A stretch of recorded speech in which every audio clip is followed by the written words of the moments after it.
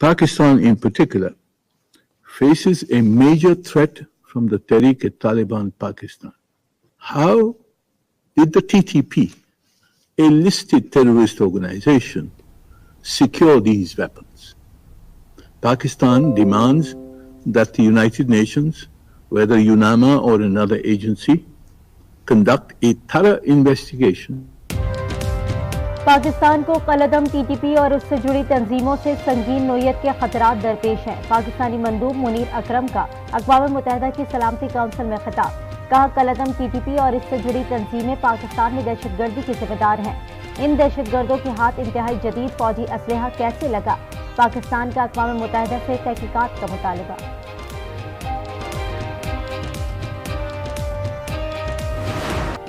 لاہور میں سابق chief justice Saqib Nisar کے گھر پر دستی بم حملہ، 2 پولیس اہلکار محمد عامر اور خرم شہزاد معمولی زخمی۔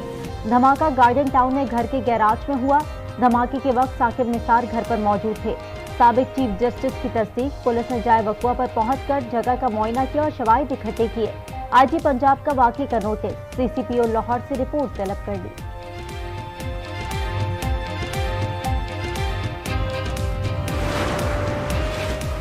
اقوام متحدہ کی سلامتی کونسل میں غزہ سے متعلق قرارداد پر ووٹنگ تیسری بار مؤخر۔ عرب میڈیا کے مطابق سلامتی کونسل میں جنگ بندی سے متعلق قرارداد پر ووٹنگ اب کل ہوگی۔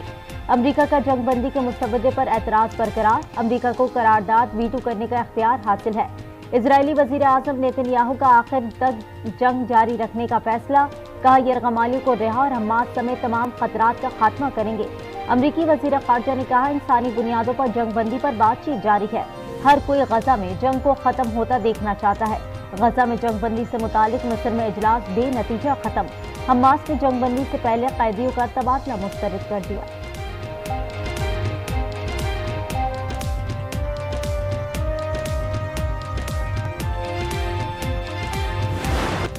غزہ میں اسرائیل کی بمباری جاری، تازہ بمباری میں مزید 60 سے زائد فلسطینی شہید ہو گئے۔ جبالیہ پناہ گزین کیمپ پر حملے میں 46 افراد شہید، رفح پر بھی اسرائیل کا فضائی حملہ، بڑی تعداد میں شہادتوں کا خدشہ۔ خان یونس میں فلسطینی ہلال احمر کے ہیڈ کوارٹر پر بھی بمباری، 24 فلسطینی شہید ہو گئے۔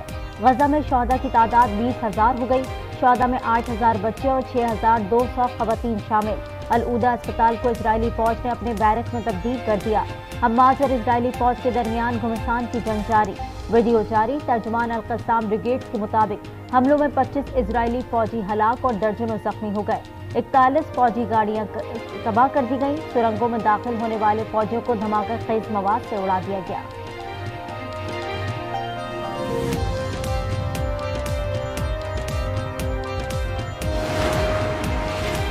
پاکستان کے مایہ ناز آرٹسٹ راشد رانا کے فن پاروں کی دبئی میں نمائش جاری، 3 فروری تک جاری نمائش میں 2 فن پارے پیش، آرٹ کے دلدار افراد کی مختلف ممالک سے دبئی آمد۔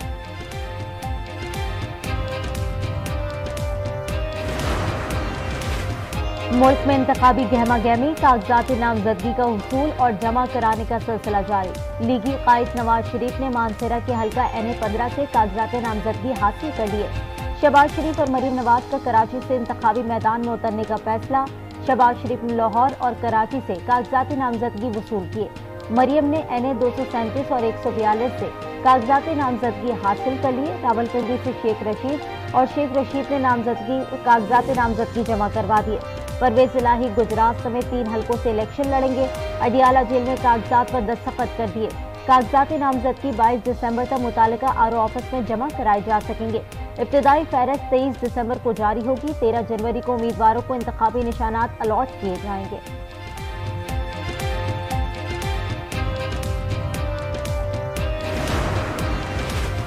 ہمیں نکالنا اور دوسروں کو لانا ایجنڈا تھا، اس شخص کو لا کر ملک کی ترقی کا پہیہ بٹھا دیا گیا۔ ہمیں نکالنے کے لیے پیناما سے اقامہ پر آ گئے۔ پاکستان میں جو گزری اس کا دکھ عام آدمی کو بھی ہے۔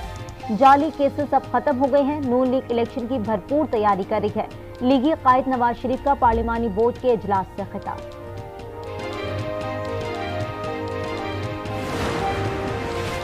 بانی پی ٹی آئی 3 حلقوں سے الیکشن لڑیں گے، بیرسٹر علی ظفر کا اعلان، کہا کاغذات نامزدگی جمع کرانے سے روکنا جمہوری عمل نہیں ہے، کارکنوں کو ہدایت کر دی گئی ہے کہ اپنے کاغذات فائل کر دیں۔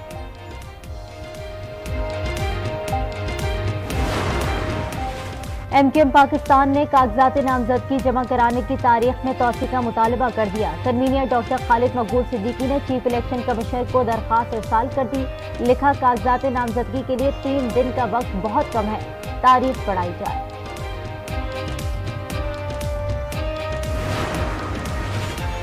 इलेक्शन कमीशन में 175 सियासी जमातें रजिस्टर्ड हैं। तफसीलात जारी। मुस्लिम लीग नून, peoples party parliamentarians, Pakistan peoples party, Jamiat Ulama इस्लाम पे, जबकि इनकी फहरिस्त जारी हो गई है। पाकिस्तान तहरीक इंसाफ, MQM पाकिस्तान, कौमी वतन party, national party, BNP Mengal registered है।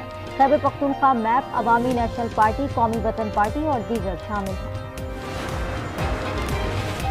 रावलपिंडी के थाना एयरपोर्ट की हुदूद में नौजवान की हवाई फायरिंग। अडियाला जेल में समाअत करके वापस जाने वाले एहतसाब अदालत के जज मोहम्मद बशीर और स्पॉट महफूज रहा। मुलजिम शयान अली गिरफ्तार। पुलिस के मुताबिक मुलजिम नशे की हालत में था। अहले खाना से तल्ख कलामी पर फायरिंग की। हुकूमत ने अवाम पर एक और बिजली बम गिरा दिया। डिस्पोज के लिए फी यूनिट कीमत में ₹1.15 इजाफे की मंजूरी। नेपरा की जानिब से नोटिफिकेशन जारी। इजाफे का इतलाक के इलेक्ट्रिक सार्फिन पर भी होगा।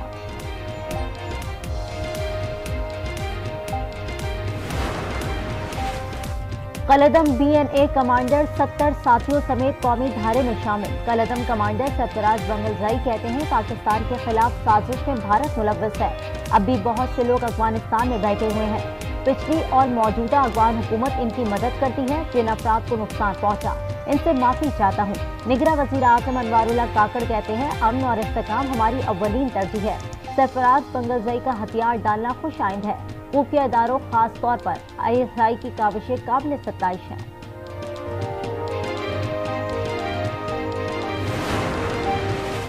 रियासती इदारों पर हमला हर मुल्क पर जुर्म है। कुछ लोग सियासी एहतजाज चाहते हैं। कानून हाथ में लेने वालों को नताइज का सामना करना पड़ेगा।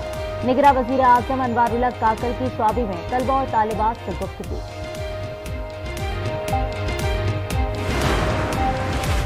किसानों के लिए अच्छी खबर, 50,000 टन यूरिया खाद लेकर जहाज कराची पहुंच गया। इंपोर्टेड यूरिया पहुंचते ही यूरिया के रेट नीचे आना शुरू हो गए। यूरिया का दूसरा जहाज 29 दिसंबर को कराची पहुंचेगा। पंजाब के मुख्तलिफ इलाके शदीद धुंध की लपेट में। मोटरवे M4 मुल्तान से खानेवाल, M5 मुल्तान से जाहिर पीर तक ट्रैफिक के लिए बंद। मोटरवे पुलिस की शहरियों को गैर जरूरी सफर से गुरेज करने की हिदायत। कोई शक ही नहीं, डोनाल्ड ट्रंप ने बगावत की। सदर जो बाइडेन की साबिक सदर की नाअहली के फैसले पर गुफ्तगू। कहा, डोनाल्ड ट्रंप ने बगावत की या नहीं, फैसला अदालत को करना है। अमरीकी रियासत कोलोराडो की सुप्रीम कोर्ट ने साबिक सदर ट्रंप को बगावत में मुलव्वस करार देते हुए नाअहल करार दिया था। अमरीका में आइंदा बरस नवंबर 2024 में सदारती इंतखाबात होंगे।